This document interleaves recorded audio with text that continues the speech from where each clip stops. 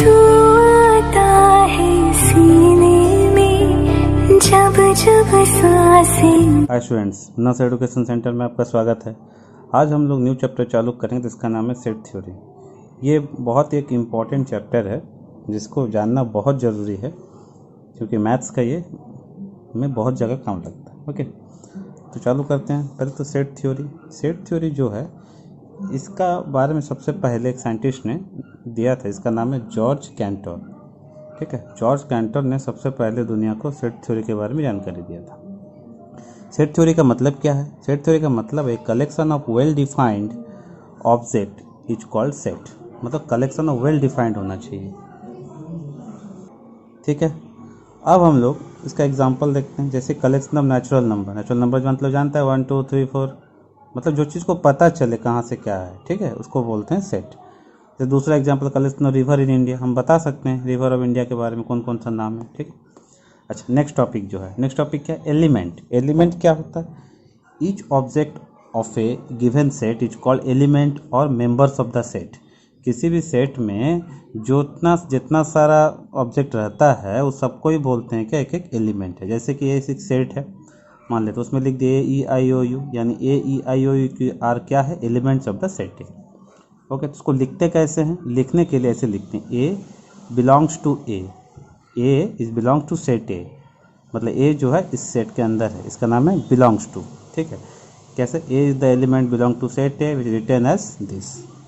जैसे मान लो नहीं है कोई एलिमेंट तो क्या लिखेंगे? X is not the element belong to set A, written as x not belong to, काट देना है बीच में। ठीक, एज बिलोंग्स टू में इसमें उसका सिंबल का नाम क्या है? सिंबल का नाम है एप्सिलॉन बोलते हैं। एप्सिलॉन पढ़ते हैं क्या? बिलोंग टू सेट, नाम क्या है? एप्सिलॉन। ठीक है, नेक्स्ट है किसी भी सेट को प्रेजेंट कैसे कहते हैं? प्रेजेंट करने का दो फॉर्म है, ये दोनों ही तुम लोग ICSE CBSE में बहुत पहले ही सीख जाते हैं, लेकिन वेस्ट बंगाल बोर्ड में ये सब नहीं है, दैट्स वाई हम लोग इसको नहीं जान पाते हैं, तो हम लोग यहाँ पे समझ लेते हैं। तो ICSE CBSE में क्लास 6-7 में ही इस चीज़ को जानकारी दे दिया जाता है।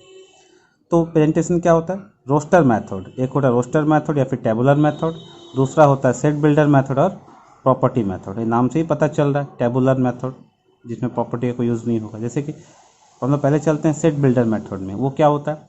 It is the general method of presentation of set in which instead of the elements of particular set we define it by the property of the element which satisfy. तो सारा एलिमेंट को नहीं लिखकर कोई एक प्रॉपर्टी के द्वारा बता देते हैं, तो उसको बोलते हैं सेट बिल्डर मेथड। जैसे कि ए क्या है? एक्स सच दैट, इसको क्या पढ़ते हैं? सच that x is a natural number less than 5। इसका मतलब है कि एक्स का जो वैल्यू होगा नेचुरल नंबर होगा 5 से कम होगा, 5 भी होगा। इसका मतलब क्या समझ गए?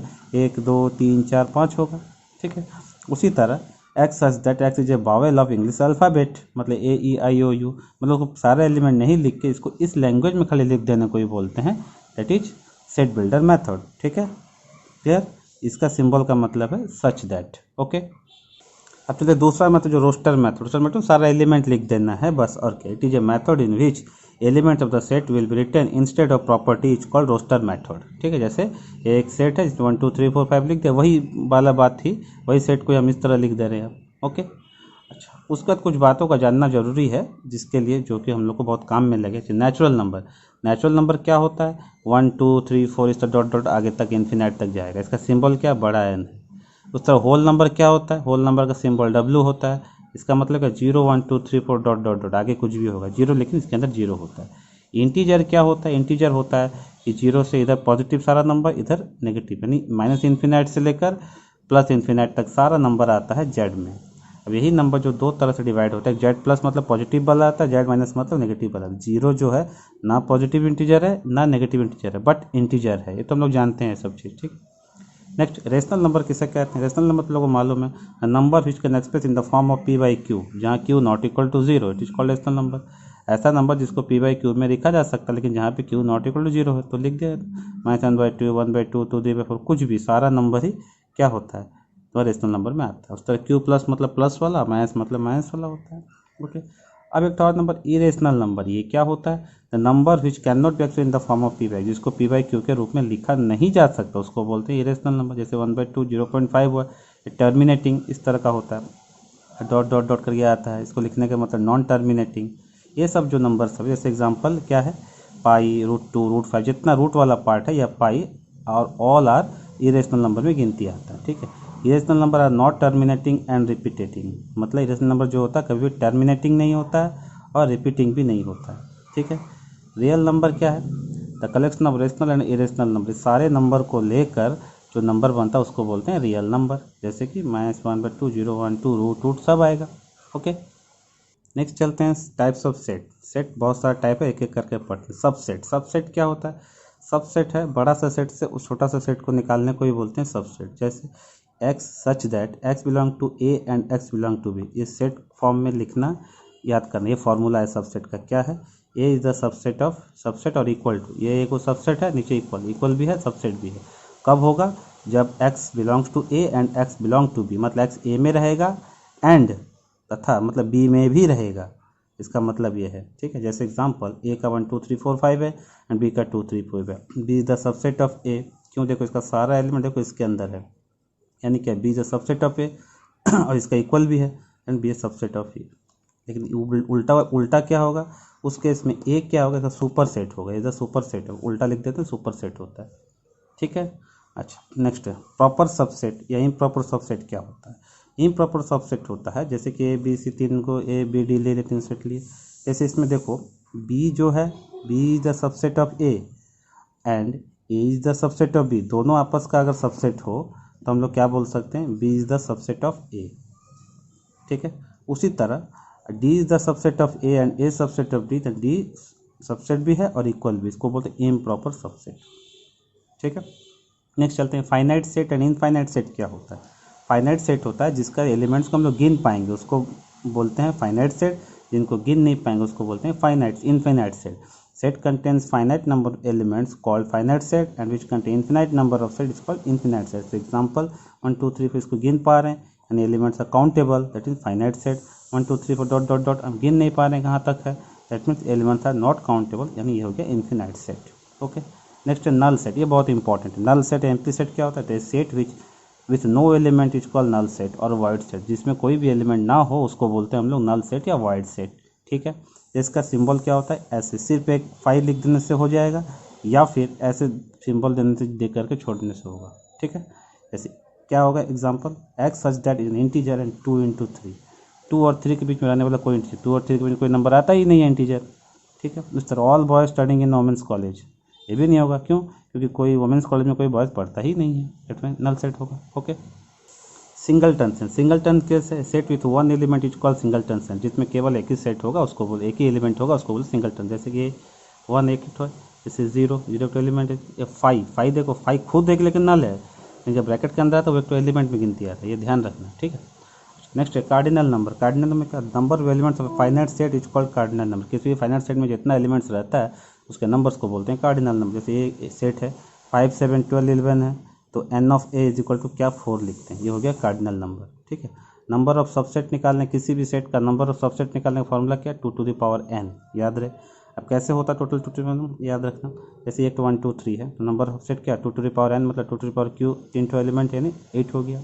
कौन सा होगा? एक 1 एक 2 एक 3, एक लिख लिए, फिर एक एक के साथ लिखे, उसके बाद फिर 3 ठो एक साथ लिखे, इसके साथ ये 5 सेट सब में आता है, यानी 5 set is the subset of all set, ये ध्यान रखना। इस तरह मिला के टोटल 8 गो होता है। Total number of non empty subset is formula 2n-1। अगर नॉन एम्प्टी सेट बोलेगा तो इसमें ये 5 सेट नहीं होता है, दैट में 2n-1, ठीक है, ओके। मतलब पावर सेट, पावर सेट किसे कहते हैं? Set of all possible subset of a set as collectively called power set. किसी भी सेट का जितना सारा सबसेट हो सकता है सबको एक साथ क्या बोलते हैं हम लोग? Power set. जैसे एक नंबर है, सारा ये सब इसका सेट होगा, इस ये क्या? Power set. पी ए लिखने का मतलब पावर सेट हो जाता है, ओके। नेक्स्ट है इक्वल सेट या इक्विवेलेंट सेट। ये क्या है? Set having same elements are called equal set और having same number of elements are called equivalent set. जैसे ये एक सेट है, ये एक सेट, ये एक सेट, इसमें ये में 4 गो एलिमेंट, इसका 4 गो, इसका 4 गो एलिमेंट है, यानी ए बी डी क्या है? Are equivalent set and A B D are equal set. Element भी सेम है, ये भी सेम, ओके। चलते यूनिवर्सल सेट। यूनिवर्सल सेट क्या होता है? इसका सिंबल यू या एक्स लिखा जाता है। जैसे एक सेट है, बी एक सेट है। डेफिनेशन क्या है? Collection set of all the object in particular content is called universal. जितना भी है सब चीज़ एक तो में आ जाने को बोलते हैं यूनिवर्सल सेट। जैसे ए और बी है, यू 1 2 3 4 5 6 सारा एलिमेंट्स के अंदर आ गया, ठीक है। जैसे एग्जांपल A12357C57 है, A माइनस बी। अब A माइनस बी कैसे निकालते हैं, ये भी देख कर। A माइनस बी मतलब A में रहेगा, B में नहीं रहेगा, यानी B वाला सब इसको माइनस कर दें, तो इसमें क्या बचा 1 और 7 बचेगा। फिर B माइनस A मतलब B में रहेगा, A में जितना वो काट देना, यानी 8 8 9 होगा।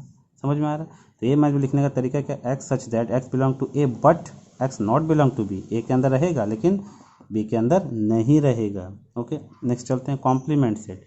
कॉम्प्लीमेंट का मतलब क्या होता है, कॉम्प्लीमेंट होता है A is any set then its complement is represented by A dash या ए सी और ए बार, ये तीनों ही सिंबल होता है। ए कॉम्प्लीमेंट मतलब क्या, यूनिवर्सल सेट माइनस ए, यूनिवर्सल सेट से ए को माइनस करने से ये आ जाता है, और ए कॉम्प्लीमेंट का कॉम्प्लीमेंट ऑलवेज ए ही होता है। ठीक है। अच्छा, यूनियन और इंटरसेक्शन क्या होता है, यूनियन जिसका सिंबल ये होता है यू, इसका मतलब होता है और, इंटरसेक्शन होता है ये, इसका सिंबल होता है एंड। तो कैसे यूनियन निकालते हैं, जैसे ए और बी दे रखा है, ए यूनियन बी कैसे निकालेंगे, सारा लिख देना है, इसका सारा ऐड करके, इसलिए x such that x belong to A and x belong to B, मतलब इसके और इसके दोनों में ही होना चाहिए, इसको लिख देते हैं। उसी तरह ए इंटरसेक्शन में से क्या हो गया, इन दोनों में कॉमन क्या 3 4 है, यानी इसमें x such that belong to A और इस मतलब इसमें होगा या इसमें होगा, दोनों में ही होना चाहिए, इसमें होना चाहिए और इसमें होना चाहिए। ठीक है, क्लियर। इसमें और होता है, इसका मतलब इस सिंबल का मतलब और है, इस सिंबल का मतलब एंड है। ओके। अच्छा, कुछ फॉर्मूला याद रखना, A union A dash universal set होता है, A intersection A dash phi होता है। ओके। डिसजॉइंट सेट क्या होता है, ए इंटरसेक्शन बी और फाई हो, जब दोनों कोई दो सेट का कॉमन अगर कोई एलिमेंट ही ना हो उसको बोलते हैं डिसजॉइंट सेट। जैसे 1 3 5 6 7 में दोनों कॉमन, क्या कोई कॉमन है ही नहीं, यानी फाई हो गया, यानी इसको बोलते हैं डिसजॉइंट सेट। ओके। ये कुछ फार्मूला से याद रखना, A union B, A B minus A intersection B, A union B union C, n A n B n C, minus A intersection B, A intersection C, B intersection C, A. ठीक है, ये होगा ए intersection B dash के लिए ए minus B, या फिर इसको ऐसे लिखा जा सकता है ए डैश इंटरसेक्शन बी, इसको A minus B n B minus intersection, इसको लिखा जा सकता है। ये फॉर्मूला थोड़ा याद रखना। ठीक, कुछ लॉज यहाँ पे है, हालांकि इसको प्रूव करेंगे हम लोग, लेकिन फिर भी तुमको याद रखना, A union A union A होता है, A union B union A के बराबर होता है। ठीक है, ए यूनियन इंटरसेक्शन ए के बराबर है, इंटरसेक्शन बी इंटरसेक्शन बराबर होता है, A union B union C, तो इसे लिखा जा सकता है। ये सब फार्मूलाज है, तुम लोग इसको याद रख लेना, एक एक करके तुम जब सवाल पढ़ोगे, जब बनाएगा तो एक एक करके हम लोग इसको प्रूव भी करेंगे, तो सारा चीज़ एक एक करके लगेगा, तो तुम लोग को उतना खास प्रॉब्लम नहीं होगा। ओके, ठीक है, इसको याद कर लेना। नेक्स्ट, ये बात तो याद रखना, if x belong to A union B हो तो कैसे लिखते हैं, एक्स बिलोंग टू ए और एक्स बिलोंग टू बी, और होता है, ये ध्यान रखना। सिंबल यूनियन रहता है तो क्या लिखते हैं, और लिखते हैं। उस तरह इंटरसेक्शन रहता है तो क्या लिखते हैं, एंड लिखते हैं, x belong to A and x belong to B. ठीक है, ध्यान रहे, जब भी नॉट बिलोंग्स टू होगा तो ये ला उल्टा हो जाता है। ठीक है, क्लियर, ध्यान रहे। तो आज के लिए इतना ही, नेक्स्ट आगे बढ़ेंगे। Okay, thank you.